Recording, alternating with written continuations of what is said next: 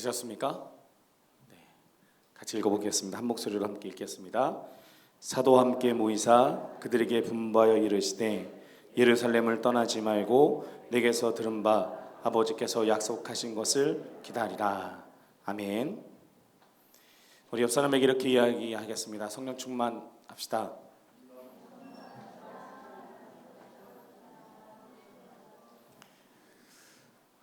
성령 충만하실 수 있게 간절히 소망합니다. 아멘. 네. 이런 질문을 좀 던져봐야 될 것 같아요. 왜 우리가 성령 충만해야 합니까? 그렇잖아요. 우리는 성령 충만합시다 이렇게 이야기하고 아멘이라고 이야기하는데 정작 왜 우리가 성령 충만해야 하느냐는 거죠. 그 이유를 좀 먼저 좀 살펴보았으면 좋겠습니다. 어느 교회를 가나 어떤 교회를 가나 늘 강조하는 건 성령 충만입니다. 그래서 대부분의 많은 교회들은 오늘 저희가 이제 현수막을 해서 달았는데요. 표로도 성령 충만 이런 많이 붙여놓고 있거든요. 왜 우리는 성령 충만해야 합니까? 이유를 우리는 어디서 찾을 수 있을까요? 성령 충만해야 하는 이유를 우리는 어디서 발견할 수 있습니까? 성령 충만은 이 성도들의 영적 능력과 아주 깊은 관련이 있습니다. 그래서 성령 충만해야 합니다. 무슨 이야기냐면 우리 가운데 분명 예수 그리스도께서 임재하고 계십니다. 아멘. 네. 여러분 안에 예수 그리스도께서 임재하고 계십니다. 네. 그렇다면 그 이야기는 여러분들은 이제 옛사람이 아니라 새로운 사람으로 살아가야 함을 말해주고 있는 겁니다. 예수 그리스도께서 내 안에 계시지 않을 때와 계신 이후에 나의 삶은 달라져야 한다는 겁니다. 똑같으면 되지 않겠죠. 왜? 틀리지 않습니까? 들어와 있는 게 틀리지 않습니까? 내 안에 예수 그리스도가 오시는 그 순간부터 우리는 예수 그리스도의 자녀로 예수 그리스도의 사람으로서 살아가야 한다는 겁니다. 그게 맞습니다. 그런데 어떻습니까? 분명히 우리 안에 예수 그리스도께서 임재하고 계시고 예수님의 생명이 우리 가운데 임하고 있지만 정작 우리의 삶의 모습을 돌아보면 우리는 여전히 옛사람의 모습을 가지고 살고 있다는 겁니다. 하나님의 능력과 하나님의 살아계심과 하나님의 영광을 드러내는 삶을 살아가는 것이 아니라 그렇지 못한 삶을 살고 있습니다. 심각하게는 이 세상 사람들과 똑같은 삶의 모습을 가지고 살고 있다는 겁니다. 이유가 뭘까요? 그것은 우리 가운데 성령 충만함의 은혜가 없기 때문에 그렇습니다. 여러분, 사람이 살아있다라는 건 뭡니까? 사람이 살아있다는 것은 움직이는 것을 이야기합니다. 그렇죠? 그래서 지금도 죽음에 대한 어떤 사람이 죽었느냐에 따라서 죽었냐에 대한 이야기들을 많이 나누고 있습니다. 우리나라에서는 심장이 멎고 뇌가 멈추면 죽음으로 인정을 합니다. 그래서 중환자실이나 이런 데 가보면 살아계신 분들이 있습니다. 살아있죠. 그러나 움직일 수는 없는 분들을 가끔 봅니다. 우리 안에 예수 그리스도의 생명이 있다, 우리가 살아있다라는 의미는 우리가 움직이고 있다는 것을 의미하는 겁니다. 여러분 안에 예수 그리스도의 생명을 가졌다면 사랑하는 성도 여러분, 그렇다면 여러분의 살아가는 삶의 모습 속에 하나님의 자녀로서의 삶의 모습들이 나타나야 합니다. 그것이 하나님이 우리에게 원하시는 삶의 모습입니다. 그래서 하나님께서는 우리에게 생명과 함께 더불어 살아갈 수 있는 능력도 허락하셨습니다. 그것이 바로 성령입니다. 그렇기 때문에 우리는 성령 충만을 반드시 받아야 하는 겁니다. 성령님이, 성령 충만함이 우리 가운데 임할 때 이제는 내가 육의 사람으로 살아가는 것이 아니라 영의 사람으로 살아갈 수 있습니다. 육의 사람을 쫓아서 나의 개인적인 혈기와 능력들을 바라보며 살아가는 것이 아니라 하나님이 원하시는, 하나님이 기뻐하시는 분명한 삶의 모습을 가지고 살아갈 수 있게 된다는 것입니다. 그렇기 때문에 우리 가운데는 성령의 충만함이 필요합니다. 그래서 예수님께서 오늘 함께 본 사도행전 1장 4절에 이렇게 이야기합니다. 어느 날 예수님께서는 사도들과 함께 식사를 하시다가 이런 말씀을 하셨습니다. 예루살렘을 떠나지 말고 내 아버지께서 약속하신 선물을 기다려라. 이 약속의 내용은 내가 전에 말했고 너희도 들은 것이라. 성령의 충만함을 받으라고 예수 그리스도께서 말씀하고 있습니다. 존 웨슬리라는 다 아시죠? 존 웨슬리라는 신학자가 목회자가 있으셨습니다. 이 존 웨슬리가 성령을 체험하고 나서 이 영국이 바뀌었습니다. 성령 운동이 곳곳에서 일어났습니다. 그러자 이 웨슬레의 모교인 옥스퍼드 대학에서 이 웨슬레를 초청했습니다. 그래서 이 존 웨슬레가 가서 설교를 합니다. 설교의 제목이 성령 충만을 받으시오라는 제목이었습니다. 지금 존 웨슬레가 설교를 하는데 앉아 있는 사람들이 누굽니까? 교수들입니다. 신학 교수들. 평생을 신학을 공부하고 말씀을 공부하고 연구했다는 그 교수들이 쫙 앉아 있는데 그 앞에서 존 웨슬레가 설교하는 겁니다. 성령을 받으십시오. 성령 충만을 받으십시오. 이 교수들의 입장에서 얼마나 황당했게, 내가 가르친 웨슬레가 지금 나한테 와서 성령 충만을 받으시오라고 설교를 한다는 게 얼마나 그렇죠. 그렇게 생각되지 않겠습니까? 그래서 웨슬레가 이렇게 이야기합니다. 예수님의 제자들은 예수님을 만났고 예수님의 말씀을 직접 들었고 예수님과 함께 먹었고 자신들의 눈으로 죽은 자가 살아나는 기적도 보았습니다. 그런데 예수님은 제자들에게 성령을 받으라고 명령하셨습니다. 그들은 예수님의 명령을 따라 예루살렘에 머물며 성령이 임하기를 기다렸고 오순절날 마가의 다락방에서 성령의 충만함을 받고 난 다음 전도했습니다. 그러자 베드로와 사도들의 설교를 듣고 일시에 3,000명이 세례를 받았고 5,000명이 믿는 역사가 일어났습니다. 그런데 옥스퍼드 대학의 교수님, 여러분은 예수님을 직접 만난 적이 있습니까? 예수님과 함께 식사했습니까? 예수님의 기적을 직접 보고기라도 했나요? 예수님을 직접 만나고 함께 먹고 기적을 목격했던 제자들도 성령이 임하여 권능을 받은 다음에야 나가서 영혼을 건질 수 있었는데, 그렇다면 여러분이야말로 반드시 성령 충만함을 받아야 하나님의 종으로 쓰임 받을 수 있지 않겠습니까? 이렇게 이야기합니다. 사랑하는 성도 여러분, 우리도 성령 충만함을 받아야 합니다.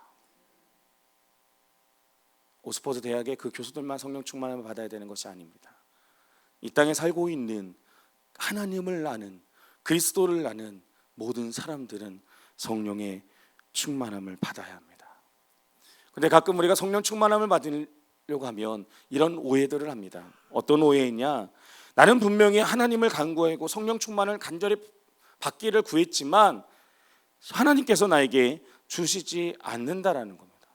목사님, 저 구합니다. 성령 충만함. 저도 구하죠. 당연히. 그런데 하나님이 나에게 주시지 않는데 내가 어떻게 성령 충만을 받을 수 있겠습니까? 얼핏 들으면 맞는 이야기 같습니다. 그러나 하지만 사랑하는 성도 여러분, 우리에게 성령 충만함을 받으라고 명령하신 분이 누굽니까? 하나님이십니다.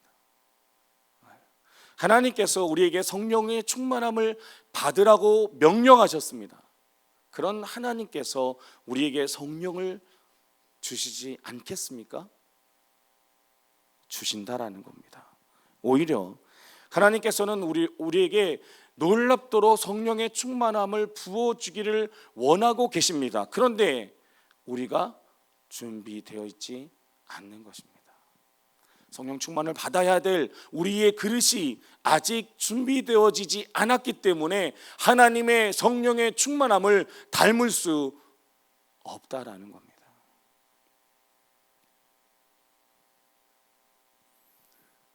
그렇다면 어떻게 하면 우리가 성령 충만함을 받을 수 있을까요? 특별한 방법이 있다고 성경은 이야기하지 않습니다. 그러나 성경을 통해서 보면 두 가지의 조건을 충족시킨다면 우리는 성령의 충만함을 받을 수 있습니다. 먼저 첫 번째 조건은 하나님의 분명한 약속을 믿고 구하는 것입니다. 누가복음 11장 13절 말씀에 보면 너희가 악하더라도 좋은 것을 자녀에게 주려고 한다.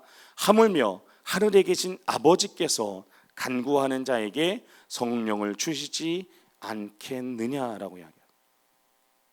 하나님께서는 성령을 누구에게 부어 주시냐? 구하는 자에게 주신다는 겁니다. 간단하죠? 구하며 주신답니다. 너무나 간단합니다. 그런데도 우리는 현실에서는 아무리 구해도 성령의 충만함을 받지 못한다라는 겁니다. 그렇다면 그것은 우리의 구함에 문제가 있는 것입니다. 아기가 있습니다. 아기가 배가 고픕니다. 우리 청년들을 제외하고는 다들 키워보셨으니까 아시죠? 아이들이 배가 고프면 어떻게 웁니까? 자지러지게 울죠. 이게 되게 크게 웁니다. 그죠? 그런데 언제까지 웁니까? 줄 때까지 울죠. 이 아이의 목적은 뭡니까? 딱 하나입니다. 우유주라는 겁니다. 그 우유주라는 것을 위해서 이 아이는 계속해서 우는 겁니다. 아시겠습니까? 우리의 구함의 문제가 어디에 있을까요? 우리가 성령 충만을 구했다라고 대답할 수 있으려면 우리는 언제 어디서나 하나님의 성령의 충만함을 구해야 한다는 겁니다. 잠깐 교회 와서 기도하는 시간에 하나님 오늘 우리에게 성령을 충만함을 주십시오.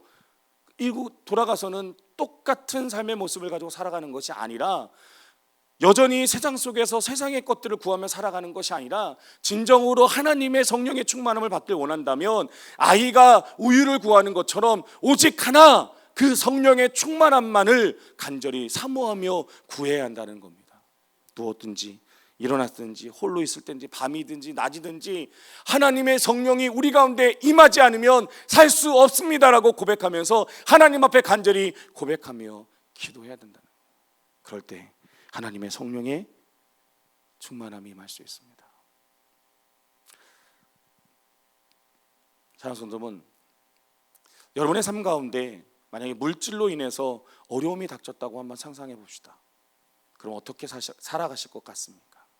아마 자다가도 그 생각, 그죠?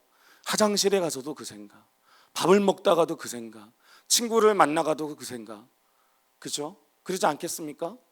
분명히 그 생각이 떠나지 않을 겁니다. 왜? 문제가 크니까.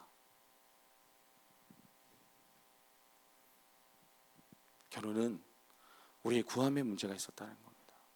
우리의 간절함의 문제가 있었다는 겁니다. 우리가 하나님 앞에 성령을 간절히 간구하지 않았기 때문에 하나님께서는 지금 우리에게 성령의 충만함에 은혜를 부어주고 싶지만 준비되었지 않은 그들에게 성령의 충만함을 부어줄 수 없었다라는 겁니다. 이제는 우리가 하나님의 성령의 충만함을 정말 간절히 기도할 수 있길 간절히 소망합니다. 예수님께서 제자들에게 뭐라고 명령하셨습니까? 너희는 예루살렘을 떠나지 말고 약속한 성령을 기다리라고 말씀하셨습니다. 그래서 제자들이 어떻게 합니까? 마가의 다락방에 모였습니다. 그리고 하나님 앞에 기도합니다. 하나님, 성령의 충만함을 허락하시옵소서. 아마 첫날은요 정말 열심히 기도했을 겁니다. 간절하게. 예수님이 착 승천하신 거 본 다음에 마가 다락방에 모여서 기도하니 얼마나 이 뜨거웠겠습니까? 그죠? 상상만 해도 뜨겁죠? 그런데 그게요 하루가 지나고 이틀이 지나고 3일이 지났습니다. 항상 3일째가 고비입니다. 그래서 작심 3일도 3일 아닙니까? 3일이 지났습니다. 그래서 하나님의 성령이 그곳에 임하지 않았다는 겁니다. 제자들은 어떻게 했을까요? 뿔뿔이 흩어졌습니까? 예수님을 모른다라고 이야기하며 다 도망갔던 제자들이었습니다. 예수님이 부활을 경험했지만 여전히 3일 동안 기도했지만 하나님의 성령이 임하지 않습니다. 다시 한번 제자들이 뿔뿔이 흩어졌습니까? 아니요. 성경은 그렇게 이야기하지 않습니다. 그들이 여전히 모여 기도했다고 이야기합니다. 그리고 열흘째 되던 날 그곳에 하나님의 성령이 임했다라는 사실입니다. 성령의 충만함을 받길 원하십니까? 그러면 하나님의 약속을 믿고 끝까지 그 성령의 충만함을 간절하게 구하는 우리 모든 성도님들이 되시길 간절히 소망합니다.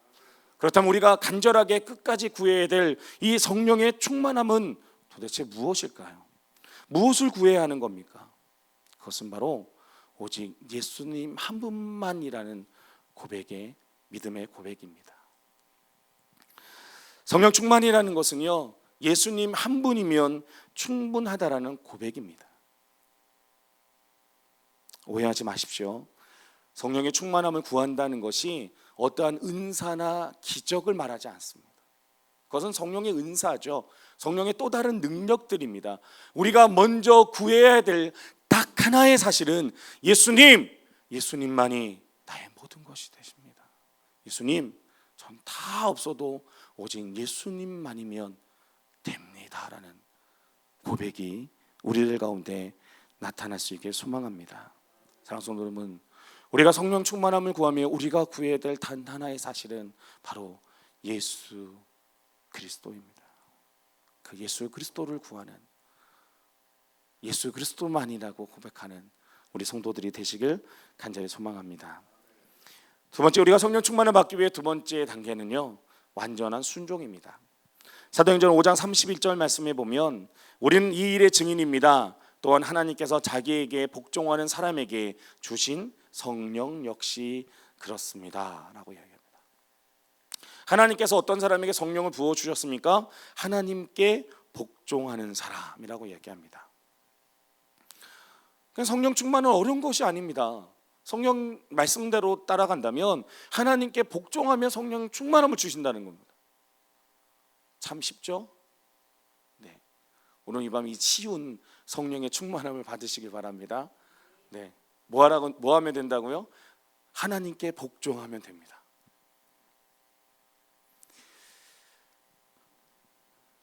하나님께 복종하십시오. 네. 하나님께 복종한다는 것은요, 하나님의 뜻대로 살겠다라는 겁니다. 그렇죠?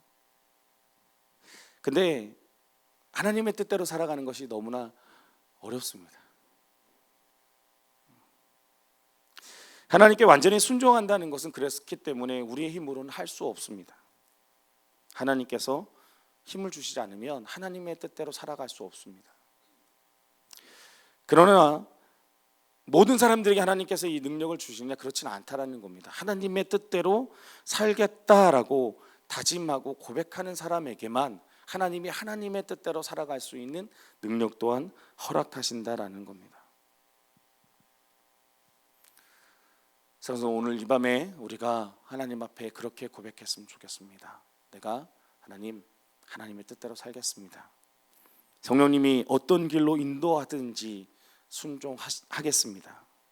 하나님이 가라면 가고 멈추라면 멈출 수 있는, 그래서 하나님께서 하라고 하신다면 모든 것에 순종할 수 있는 그 사람이 바로 우리가 되겠습니다 라고 고백할 수 있게 소망합니다. 정말 그랬으면 좋겠습니다.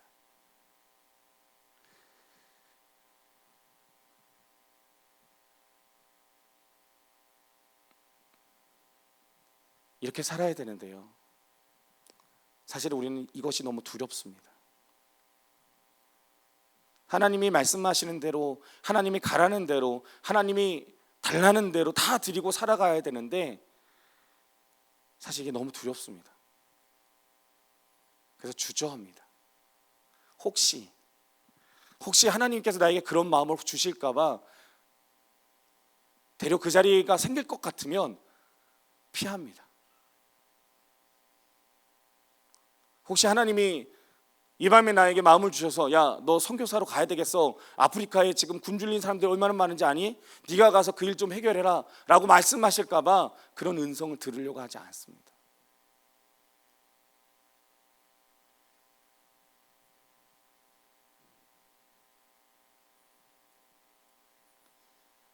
그런 하나님의 음성에 겁부터내는 우리의 모습이 있습니다. 사랑하는 성도 여러분, 만약 하나님께서 그런 우리를 보신다면 얼마나 마음이 아프실까요? 하나님께서는 우리를 구하시기 위해 자신이 하나밖에 없는 아들을 주셨습니다. 그냥 주신 것도 아니고 가장 그 나라에서 가장 괴롭다라고 이야기하는 십자가에 자신의 아들을 죽게 했습니다. 많은 사람에게 조롱을 당하게 했습니다. 그렇게 해서 하나님께서는 우리를 얻으셨습니다. 그런데 우리가 이 땅에서의 많은 것들을 여전히 부여잡고 내려놓지 못하는 겁니다. 하나님, 이게 더 좋습니다. 이거는 안 돼요. 하나님, 어떻게 이걸 달라고 그러실 수 있어요? 우리가 하나님 앞에 그렇게 이야기하고 있다는 거예요. 사랑하는 성도 여러분, 성령 충만함 받는 길은 어렵지 않습니다. 하나님께 완전히 순종하시면 됩니다. 내 생각, 내 뜻, 내 마음 내려놓고 오직 하나님 생각, 하나님 마음, 하나님의 뜻대로 살아가는 삶, 그런 사람에게 하나님께서는 성령의 충만함을 허락하십니다. 오늘 이 밤이 우리가 이렇게 고백할 수 있는 밤이 되기를 소망합니다. 하나님, 이제는 제가 하나님만 믿습니다. 하나님의 말씀에 순종하겠습니다. 성령님, 제게 말씀해 주시옵소서. 온전히 순종하겠습니다. 이제 저는 예수님 한 분이면 족합니다. 기도하겠습니다.